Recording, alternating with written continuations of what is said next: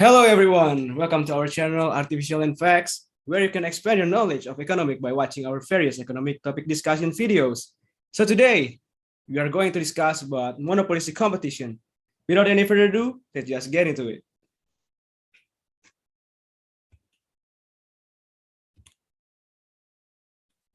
So, before we discuss more about monopolistic competition, I want to know, in your knowledge of economics, what is meant by monopolistic competition? You guys are given 3 minutes to answer the question. If you guys can answer this question, good luck. The time starts now.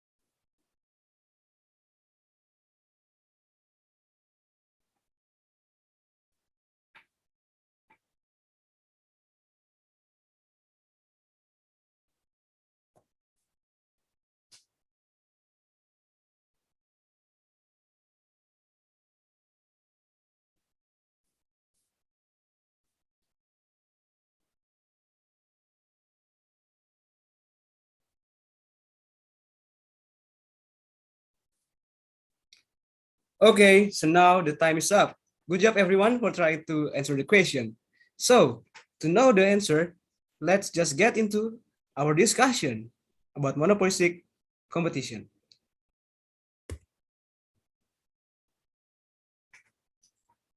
So, monopolistic competition characterizes an industry in which many firms offer products or services that are similar but not perfect substitutes. Barriers to entry and exit in a monopolistic competitive industry are low, and the decisions of any one firm do not directly affect those of its competitors. Monopolistic competition is closely related to the business strategy of brand differentiation.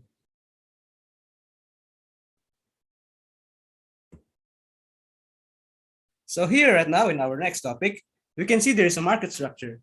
We can see that the perfect competition is already out from the monopolistic competition. The more to the left, the more perfect is the competition.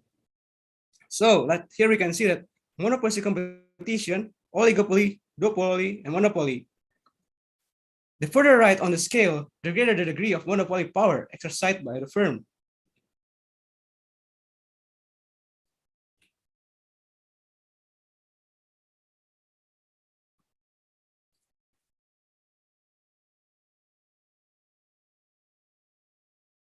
Introduction to Monopolistic Competition. Understanding the monopolistic competition. Monopolistic competition is a middle ground between monopoly and perfect competition, a purely theoretical state, and combines elements of each. The term itself was first used in 1930s by economics Edward Chamberlain and John Robinson to describe the competition between firms with similar but not identical product offerings. All the firms in a monopolistic competition have the same relatively low degree of market power. They are all price makers.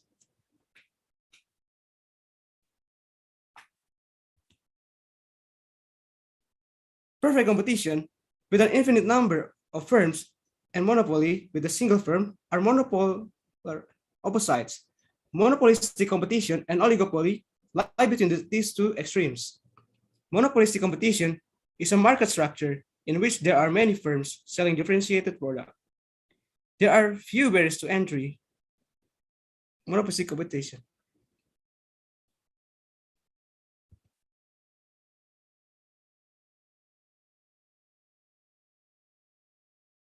So now we will come to the next question. What happens if there are more firms entering the monopolistic competition? You guys have 3 minutes to answer the question.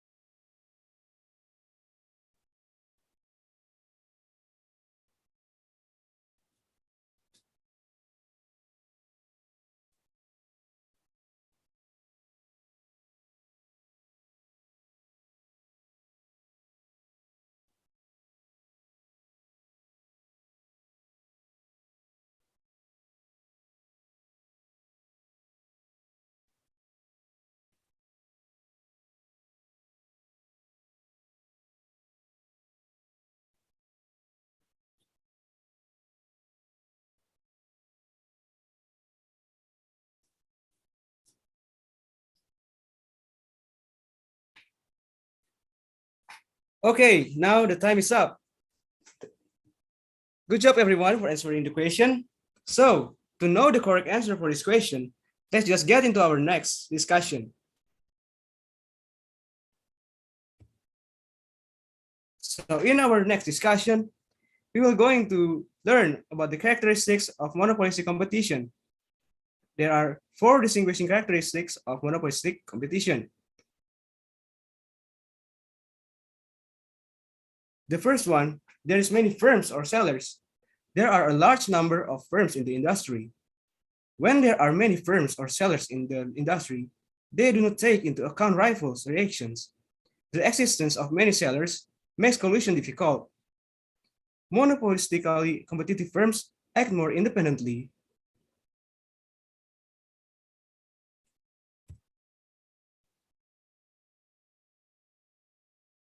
And now there is product differentiation, where the goods that are sold.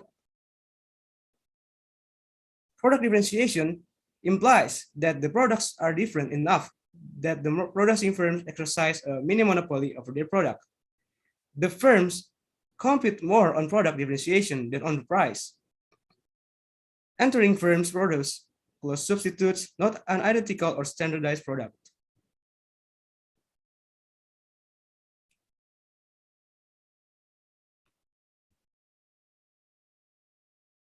The many firms or sellers characteristic gives more monopolistic competition its competitive aspect. Product differentiation gives monopolistic competition its monopolistic aspect. Differentiation exists so long as advertising convinces buyers that it exists. Firms will continue to advertise as long as the marginal benefits of advertising exceeds its marginal cost.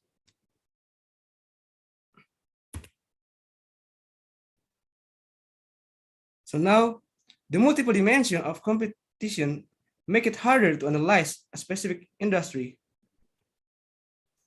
One dimension of competition is product differentiation, and the another one dimension is competing on perceived quality. Advertising is another dimension. Others dimension are include service and distribution outlets.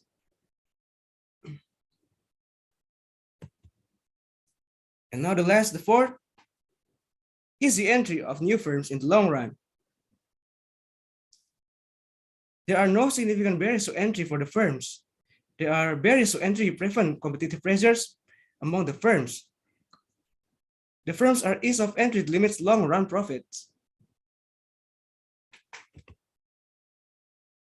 So, after hearing about what we explained earlier, mention the four distinguishing characteristics of monopolistic competition that you remember. You guys have 3 minutes to answer the question. Good luck. The time starts now.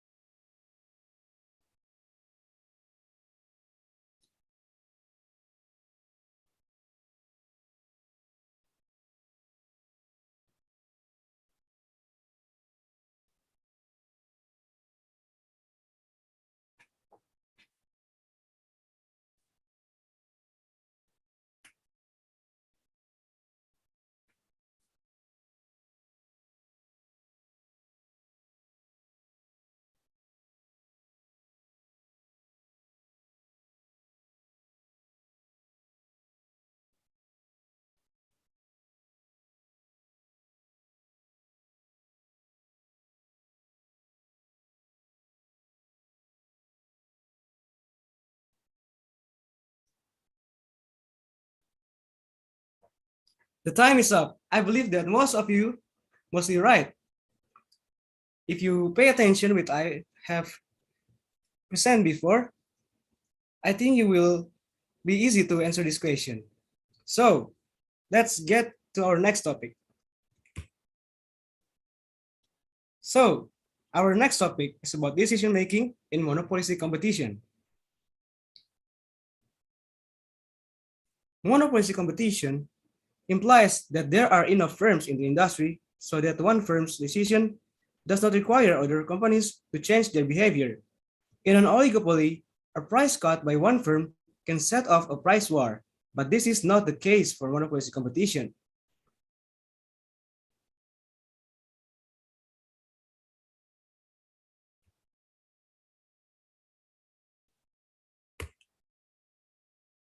And now to our next topic, pricing power in monopolistic competition. As in a monopoly, firms in monopolistic competition are price setters or makers rather than price takers. However, their nominal ability to set prices is effectively offset by the fact that demand for their products is highly price elastic. In order to actually raise their price, their firms must be able to differentiate their products from those of their competitors by increasing their quality, real or perceived.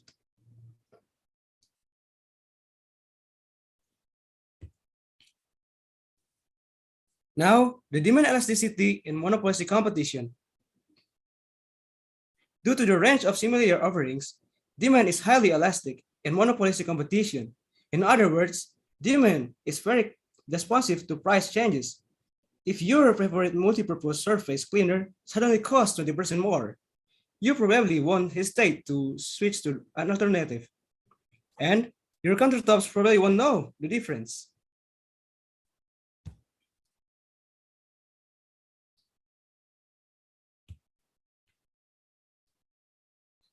Before we move to the next point, which is the difference between monopolistic and competition and a monopoly, I want to ask you, as far as you know, what is the difference between monopolistic competition and a monopoly?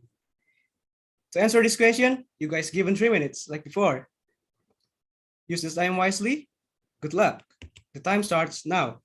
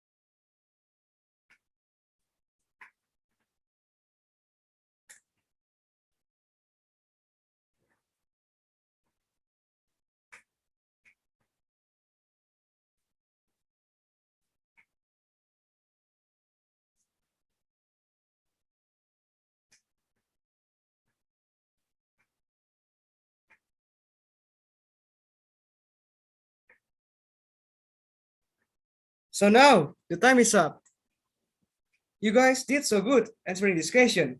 So to go deeper about what is the difference between monopolistic competition and monopoly, let's just get into our next topic. So now we will learn the difference between monopolistic competition and a monopoly. A monopoly is when a single company dominates an industry. This lack of competition means the company can set price as it please, provide, of course, that there is demand for what it offers. Monopolistic competitive companies don't enjoy this luxury. Such entities must compete with others, restricting their ability to sustainably high prices and circumvent the natural laws of supply and demand.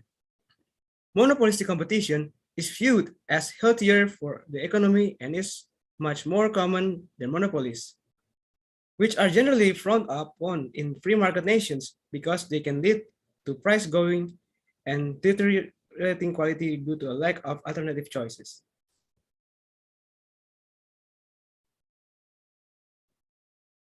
So now, comparing monopolistic competition with monopoly, it is possible for the monopolies to make the economic profit in the long run because of the existence of barriers to entry, but it's a different thing in monopolistic competition. No longer economic profit is possible in monopolistic competition because there are no significant barriers to entry.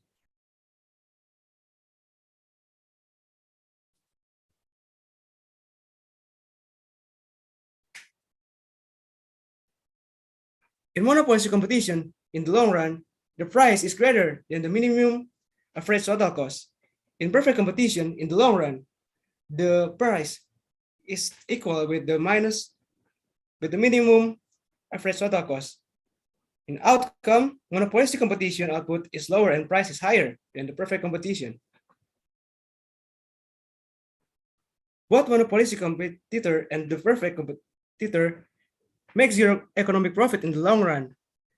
The perfectly competitive firm produce at the point where the price line, the horizontal marginal revenue curve, intersects with the marginal cost curve. This is the bottom of the average total cost curve in the long run. The quantity at the price, the monopolistically competitive firm also produce where the marginal revenue is equal with the marginal cost.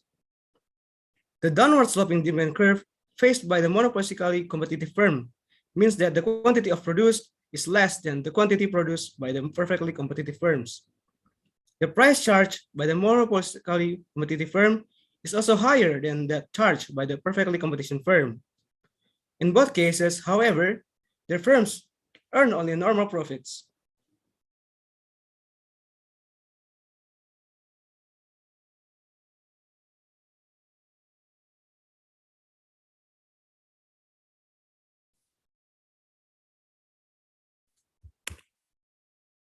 So now, before we jump to our next topic, I want to ask you, why the monopolistically competitive firm face a downward sloping demand curve? You guys have 3 minutes to answer this question. The time is yours. Good luck. Time starts now.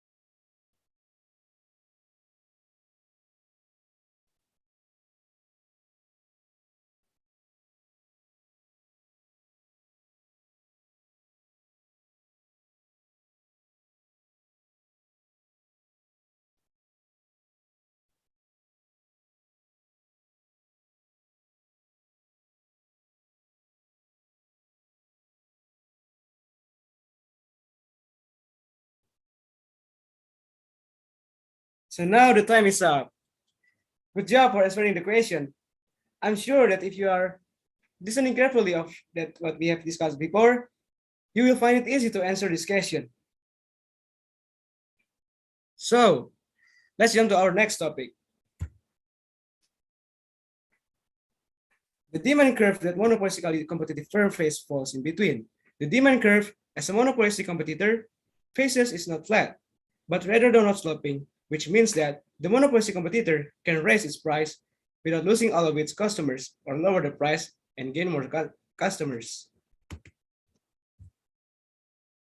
Output, price, and profit of monopolistic competitor.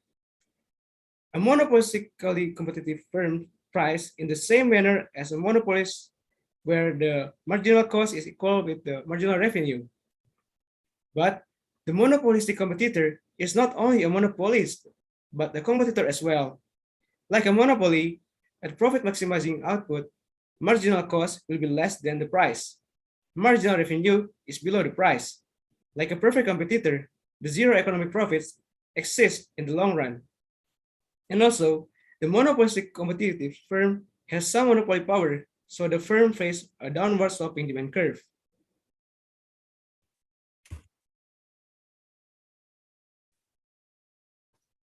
So right here, right now, we can see that our next topic is a monopolistically competitive firm above normal profits. Right here, we can see that on the left side, there is a above normal profit curves. And then in the middle side, we can see that normal profit curve. And the right side, we can see that economic loss curves.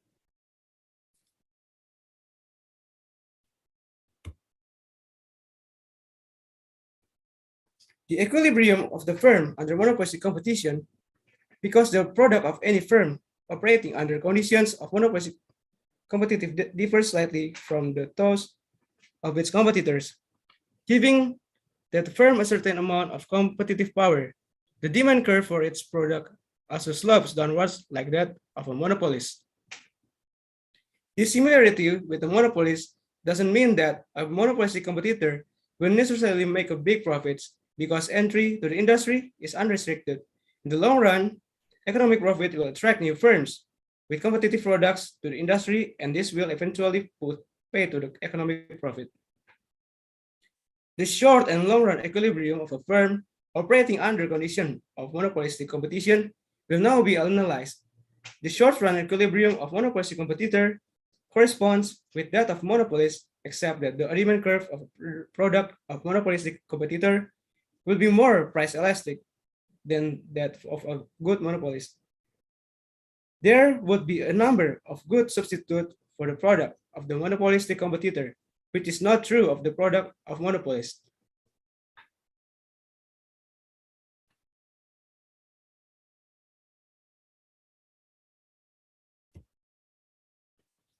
So right here, right now, we are looking at the figure 7, part 1. Equilibrium of the monopolistic competitor in the short and the long run.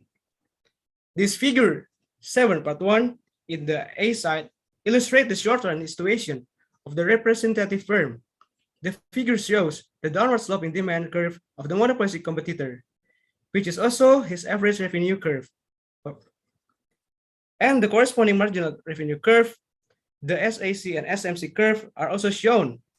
The profit maximizing price and output are again determined by the point where marginal revenue is equivalent to the marginal cost.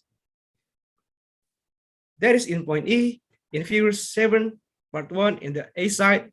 Since the ones P1 exceeds the average cost, like we can see in the point F and G, the monopolistically competitive firm would make an economic profit as indicated by the shaded area.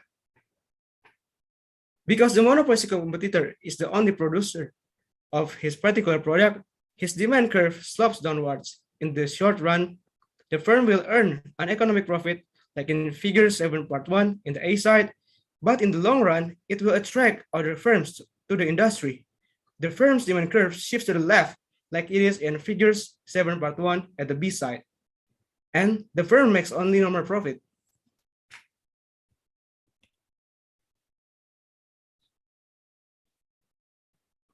In the long run, There are major differences between the situation of the monopolistic competitor and the monopolist. The monopolist is protected by restriction on entry into the industry and is therefore able to make an economic profit in the long run. In contrast, monopolistic competition is characterized by free entry. The economic profit which the firm makes in the short run, like in figures 7 part 1 in the A side, attracts the new entrants to the industry in the long run. This will increase in the number of firms. The industry will cause the demand curve for the product of the representative firm to shift to the left, because the market demand has now to be divided among more firms so that each firm's share is correspondingly smaller. The demand curve will also become more elastic because there are now more substitutes for the firm's product than before.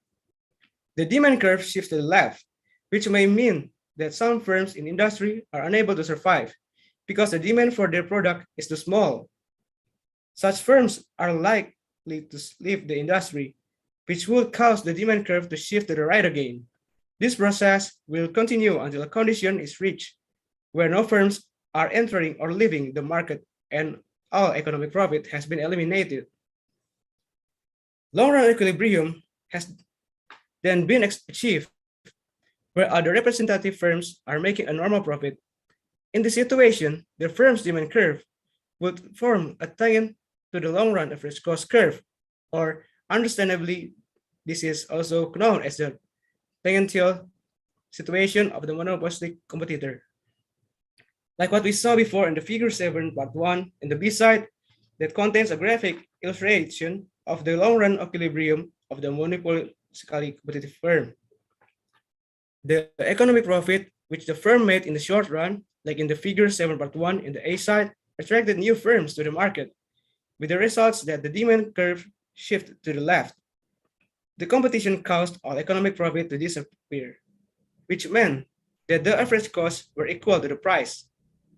Given the slopes of the cost curve and the demand curve of the monopolistic competitor, the implication is that the average revenue curve must form a tangent to the LIC curve, like what we can see in the point M. Although only a normal profit is made, it is the maximum profit which can be made given the circumstances, because equilibrium conditions is observed. In this respect, the long-run profit position of the firm in a monopolistically competitive market is the same as that of a firm in a perfectly competitive market. Nevertheless, the firm does have some degree of monopolistic power because its product is unique, as is shown, because its demand curve slopes downwards from the left to the right. For the reasons mentioned previously, it is not possible to represent the position of the industry under conditions of monopolistic competition with the aid of a diagram. As it is with perfect competition, we therefore confine ourselves to the analysis of the long-run equilibrium of the firm.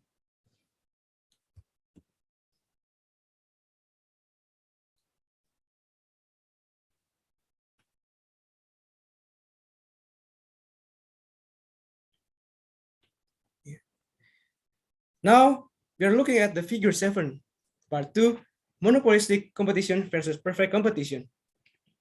In both cases, only a normal profit is made. Consumers pay a higher price for the product of the monopolistic competitor, as indicated in the B side.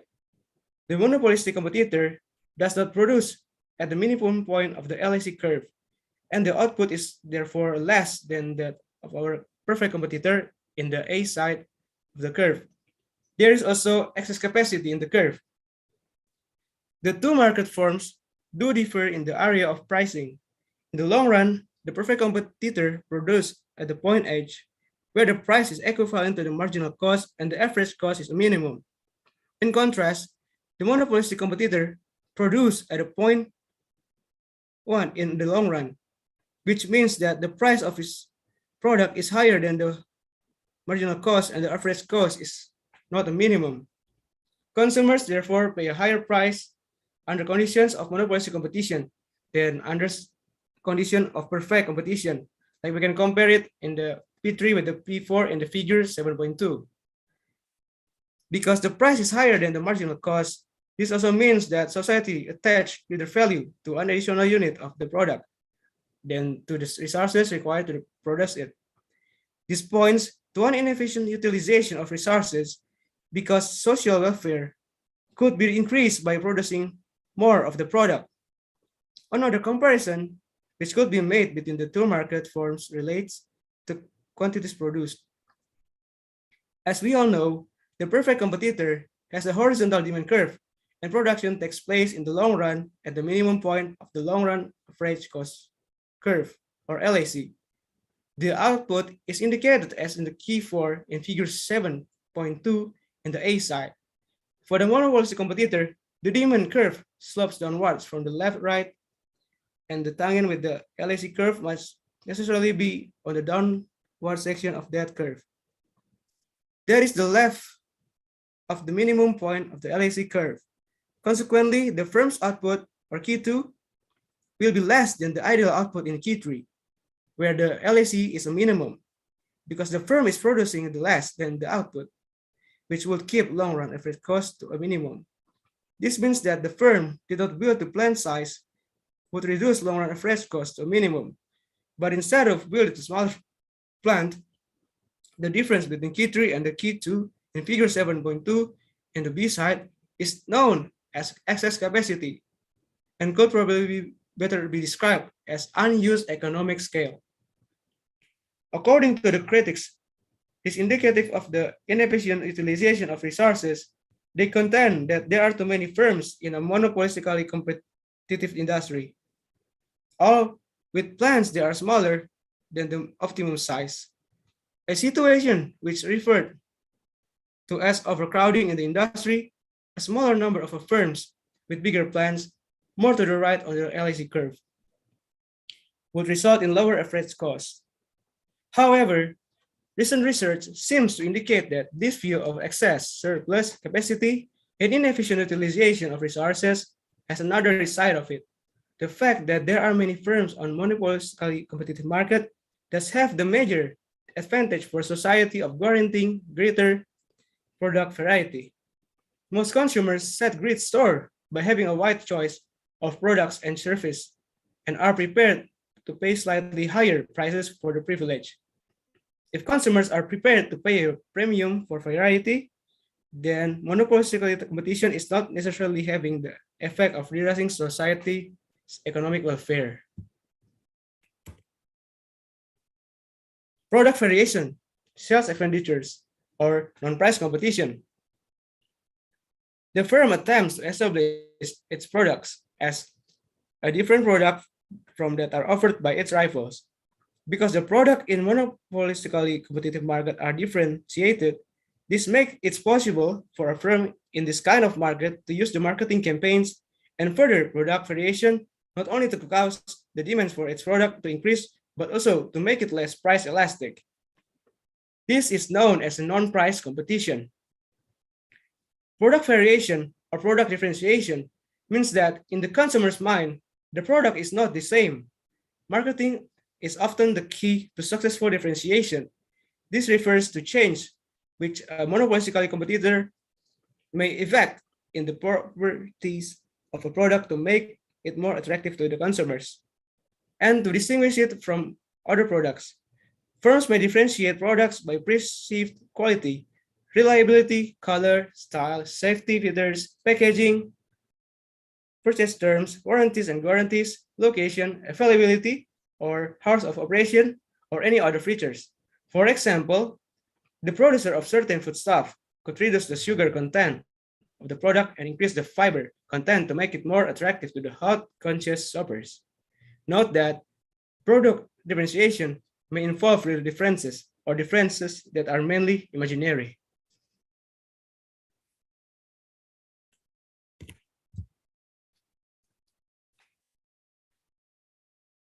Product differentiation reduces the price elasticity of demand, which appears as a steeper demand curve.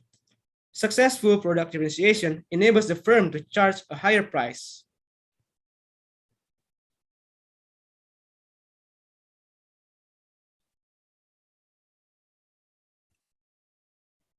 Sales expenditures refers to the expenditure incurred by a firm to advertise its products, increase its sales staff, provide a better service for the product, and etc.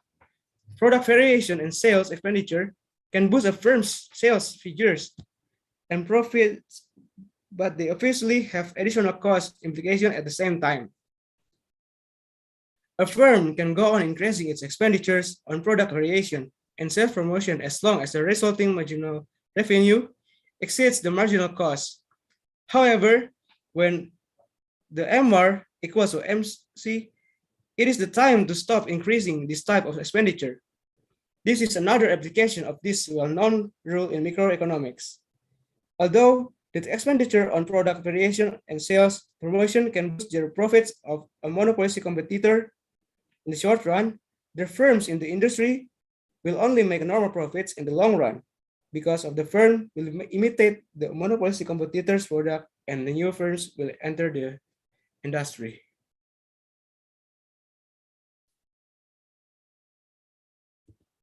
There are two important questions arise with regard to sales expenditures in general and advertising in particular.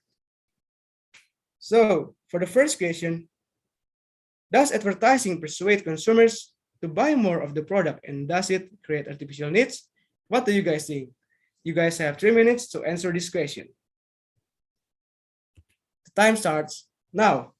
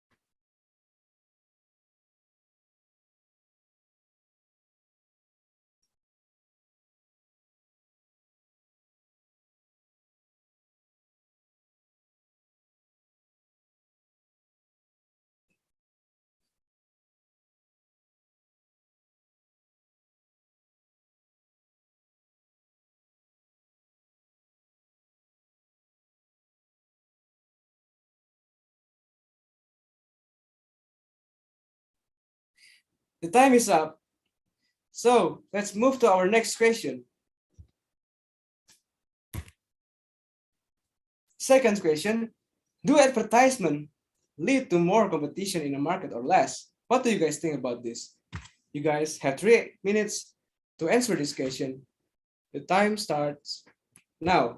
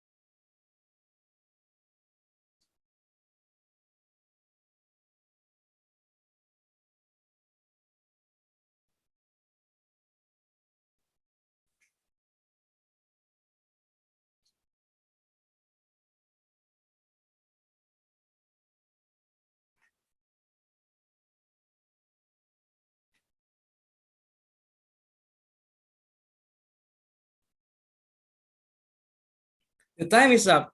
Good job, everyone, for trying to answer these two questions. So let's discuss about these two questions. The argument regarding persuasion has been strongly advanced in the past. A writer such as John K. Galbraith contends that the firms would not keep on spending large sums on advertising if it was not having the desired results. Recent studies on the consumption of beer and cigarettes in the USA and Canada, however, have shown that although the advertisements have an influence of consumers' choice of brand names, they do not appear to be very effective in increasing total consumption of beer and cigarettes. With regards to the second question, a study of 150 industry in the USA found that industry in which of the proportion of advertising expenditure to turnover is higher than the average had smaller prices rise and bigger increase in output. It would therefore appear that advertising promotes competition rather than impeding it. Although some advertisements are of a persuasive nature, they can also be informative to a large extent and enable consumers to make rational choices. The very interesting debate on the advantage and disadvantage of advertising is by no means over. It falls outside the scope of our syllabus, however, and the discussion will therefore not be pursued here. So now, we have come to the eighth question. In your opinion, why is the brand name have a significant role in product differentiation? What do you guys think about this? You guys have 3 minutes to answer this question. Good luck. The time starts now.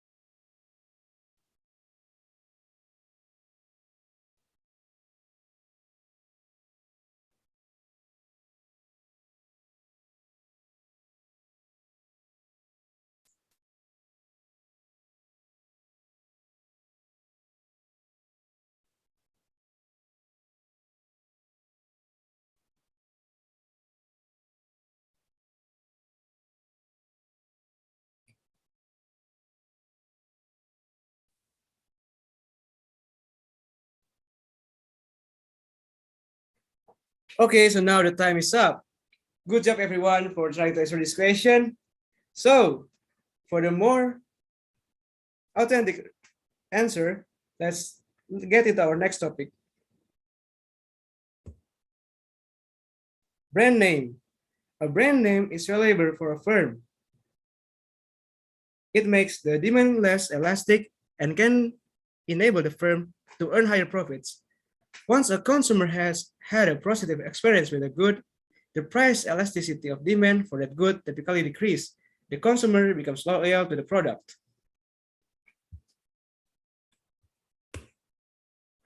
So now, you are come to the next question. When you want to buy a product, does the brand name matter to you? Give an explanation why this could be happen.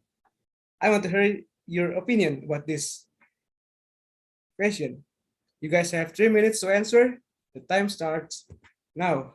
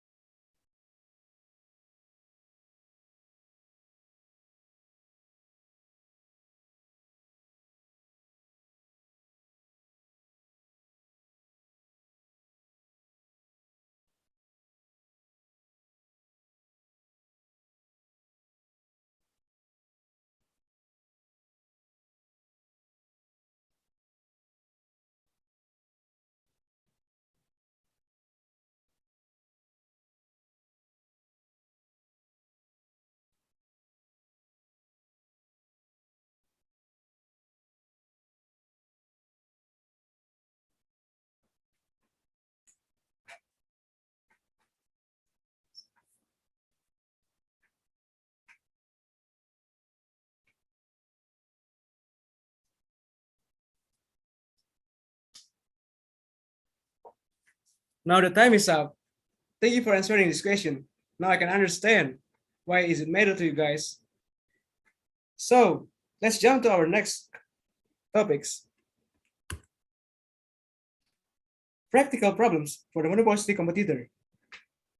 Non-price competition, which was discussed in the previous section, has the effect of making the attainment of the equilibrium situation more complicated for the monopolistic competitor than it might appear from the graphic analysis. At least at first glance, in the explanation based on figures 7.1 and the point A and B, like what we have seen before, a particular product and level of sales expenditure were accepted as given. This is not so easy in the practice, where the monopolistic competitor has to keep three variables continually in mind: price, product, and sales promotion in his attempt to maximizing profit. He needs to obtain answers to the following questions. Which specific variation of the product is the best? At what price should the product be sold? How much money should be spent on sales promotion?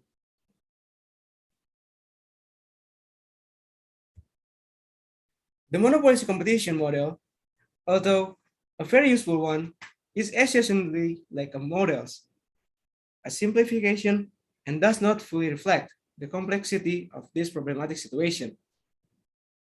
Every possible combination of price, product, and sales promotion strategy results in a different demand and cost situation for the firm, only one of which would lead to the maximum profit.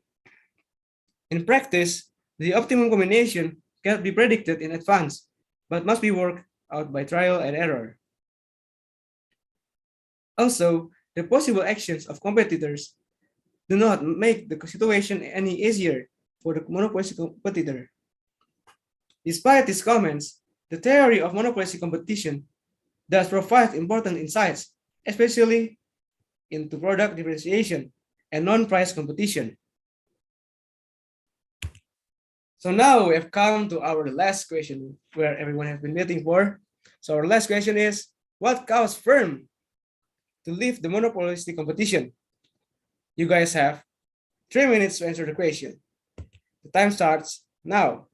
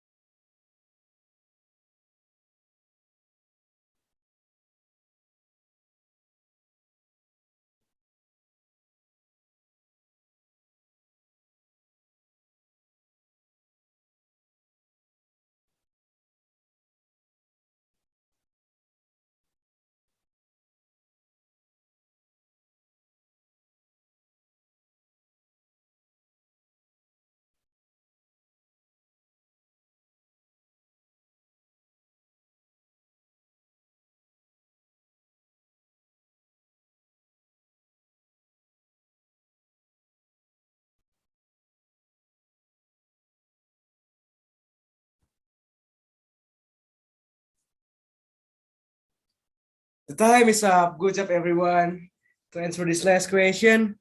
So let's just move to our next topic.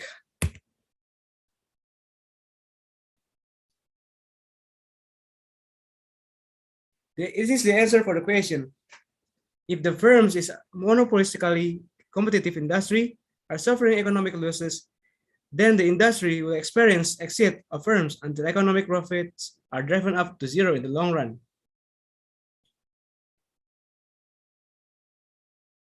What are some examples of monopolistic competition? Monopolistic competition is present in many familiar industries, including restaurants, hair salons, clothing, and consumer electronics. A good example would be a Burger King and McDonald's. Both are fast food chains that target a similar market and offer similar products and services.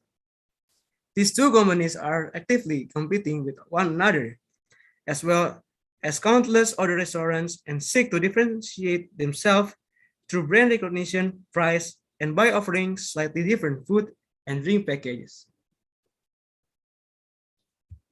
So, for our discussion today, here are the key takeaways. Monopolistic competition occurs when an industry has many firms offering products that are similar but not identical. Unlike a monopoly, these firms have little power to curtail supply or raise prices to increase profits. Firms in monopolistic competition typically try to differentiate their products in order to achieve above market returns. Heavy advertising and market are common among us firms in monopolistic competition, and some economists criticize this as wasteful.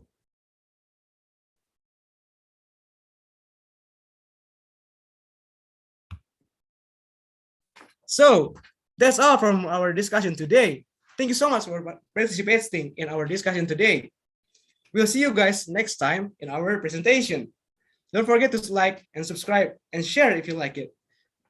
Or you maybe can see more videos about economics in our channel. So now is the time of us to go. Goodbye. Have a good day.